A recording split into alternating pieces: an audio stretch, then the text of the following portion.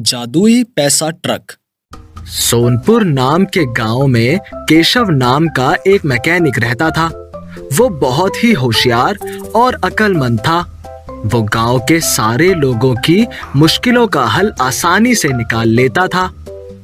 एक दिन दो भाई चंदू और राजू एक ट्रक के लिए लड़ते हुए उसके पास आए। अरे रे, क्या हुआ? तुम दोनों कुत्ते बिल्लियों की तरह क्यों लड़ रहे हो? देखो ना केशव भाई, जब हमारा बंटवारा हुआ था तब तुमने ही कहा था ना कि दोनों बारी बारी ट्रक का इस्तेमाल करना। पर देखो इस दुष्ट चंदू को, 1 साल से ट्रक इसके पास है और ये वापस करने का नाम ही नहीं ले रहा। जब भी मैं इससे ट्रक की बात करता हूँ तो बात पलट देता है। तुम ही कुछ बोलो अब इसको। क्यों भाई चंदू, ये मैं क्या सुन रहा हूँ? क्यों नहीं दे रहे हो तुम राजू को ट्रक? क्या बताऊं केशव भाई, जब से ट्रक मेरे पास आया है तब से मैं चैन की नींद नहीं सोया हूँ। ट्रक हमेशा खराब ही रहता है। मैंने बहुत सारे पैसे खर्च करे उसे ठीक करवाने के लिए, पर एक बार से ज्यादा चलता ही नहीं है। अच्छा, तो ये समस्या है। तो तुम उसे मेरे पास क्यों नहीं लाए? मैं उसे ठीक कर देता। चलो कोई नहीं, कल मेरे गैरेज में लेकर आना, मैं उसे ठीक कर दूंगा। पर केशव भाई, मेरे पास पैसे नहीं है कि मैं आपको दे सकूं। अरे कोई बात नहीं चंदू, तुम बाद में पैसे दे देना। राजू और चंदू दोनों ही केशव को धन्यवाद बोलते हुए वहां से चले जाते हैं। सुबह होते ही केशव के गैरेज पहुंचने से पहले ही राजू और चंदू अपने ट्रक को लेकर हाजिर रहते हैं। वाह भाई राजू और चंदू, आ गए लेकर अपने झगड़े के कारण को। हाँ केशव भाई, अब जल्दी से इसे ठीक कर दो ताकि हमारी रोजी रोटी का जुगाड़ हो पाए और हमारा झगड़ा भी खत्म हो जाए। हाँ भाई, सब ठीक हो जाएगा, चिंता ना करो। घर जाओ, मैं शाम तक इसे ठीक कर दूंगा। ठीक है, फिर शाम को मिलते हैं। राजू और चंदू अपने गांव की तरफ निकल पड़ते हैं। उनके जाते ही केशव ट्रक को ठीक करने में लग जाता है। कुछ ही देर में ट्रक ठीक हो जाता है। इतने में ही दोपहर का समय हो जाता है। केशव को काम करते करते भूख लग जाती है, तो वो खाने के लिए अपने घर चला जाता है। घर पहुंचते ही विमला, ओ विमला, अरे कहाँ हो? जल्दी आओ। क्या हुआ जी, क्यों चिल्ला रहे हो? तुम्हें पता है, आज राजू और चंदू मेरे गैरेज में आए थे। तो इसमें पता होने वाली बात क्या है? आपने ही तो बोला था उन्हें आने को। हाँ बोला तो था, पर मैं ये बताना चाहता हूँ कि काम हो गया। मैंने उनका ट्रक ठीक कर दिया है। ये तो बहुत अच्छी बात है जी। मुझे आपकी बहुत चिंता होती है। आप इस तरह सबकी भलाई करते करते कहीं खुद मुसीबत में न फंस जाएं। बेकार में ही तुम चिंता करती हो। ऐसा कुछ नहीं होने वाला है। जो दूसरों की भलाई करता है, भगवान उसके साथ कभी भी बुरा नहीं होने देता।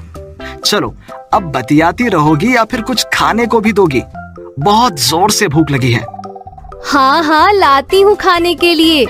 आज मैंने आपकी पसंद की चीजें बनाई हैं। अरे तो जल्दी लेकर आओ, अब तो भूख और भी बढ़ गई है। केशव अपना खाना खत्म करके वापस गैरेज जाता है।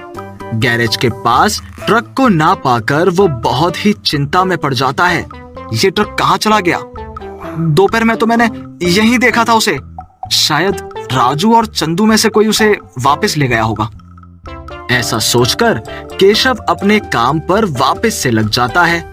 शाम होते ही चंदू और राजू दोनों ही केशव के पास अपनी ट्रक वापस लेने आते हैं। कैसे हो केशव भाई, ट्रक बन गया?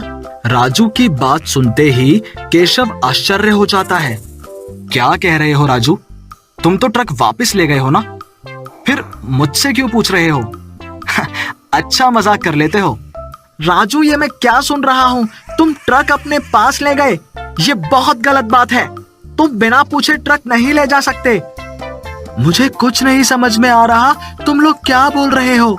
मैं ट्रक कहीं नहीं लेकर गया। तो फिर ट्रक गया कहाँ? कहीं ट्रक चोरी तो नहीं हो गया? क्या केशव भाई, हम आपकी इतनी इज्जत करते हैं, आपकी हर बात मानते हैं, और आप इतने लापरवाह निकले। मैंने कभी नहीं सोचा था कि आप इतने लापरवाह हो सकते हैं। हे भगवान, ये क्या हो गया? अब हमारा क्या होगा? वो ट्रक ही एक सहारा था हमारा, हमारे कमाई का। अब तो हम सड़क पर आ जाएंगे। ये बोलते ही चंदू रोने लगता है। केशव भाई, ये जो भी हुआ है ना, ये बिल्कुल ठीक नहीं हुआ है। आपको 2 दिन के अंदर कैसे भी करके हमारा ट्रक वापस करना होगा, नहीं तो ट्रक के बदले हमें पैसे देने होंगे। मैं कहां से इतने सारे पैसे लाऊंगा? मुझ पर दया करो। नहीं केशव भाई, कैसे भी करके 2 दिन के अंदर ट्रक वापस दो, नहीं तो हमें पंचायत बुलानी होगी। ये बोलकर चंदू और राजू दोनों अपने घर चले जाते हैं। केशव भी अपने घर की तरफ निकल जाता है।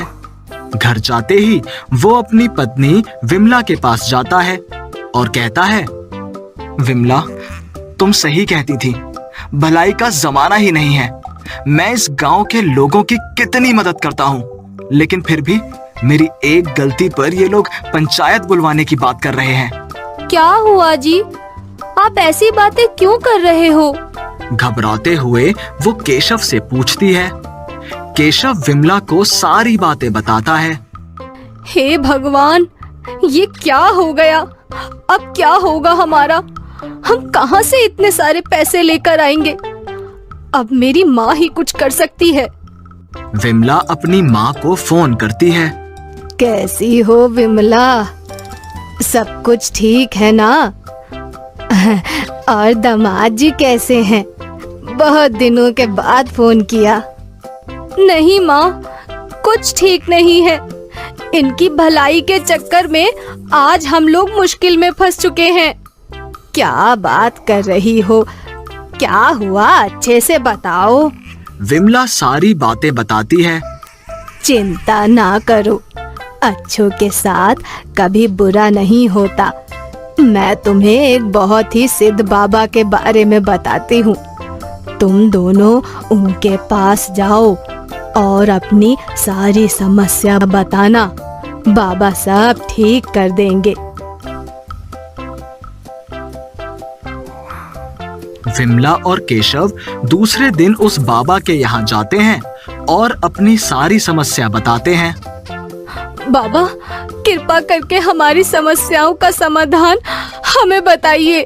केशव चुपचाप बैठा रहता है। उसे कुछ समझ नहीं आ रहा होता कि वो कैसे ट्रक या पैसे का जुगाड़ करे। बेटा केशव, तुम्हें ज्यादा सोचने की जरूरत नहीं है।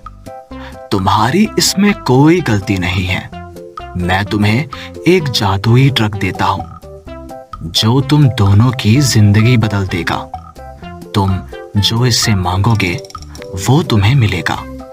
ऐसा कहते ही बाबा अपने कमंडल से पानी हाथ में लेकर मंत्र पढ़ते हैं और फिर एक पेड़ पर फेंक देते हैं, जिससे वो पेड़ ट्रक में बदल जाता है।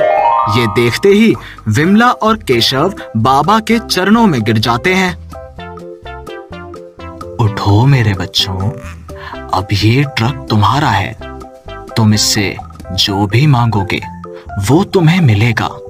बस एक बात का याद रखना, अधिक लालच मत करना, नहीं तो जो पाया है वो भी खो दोगे। बाबा, आप धन्य हैं।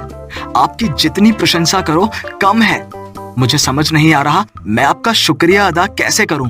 केशव और विमला दोनों ट्रक पर सवार होकर गांव की तरफ निकल पड़ते हैं।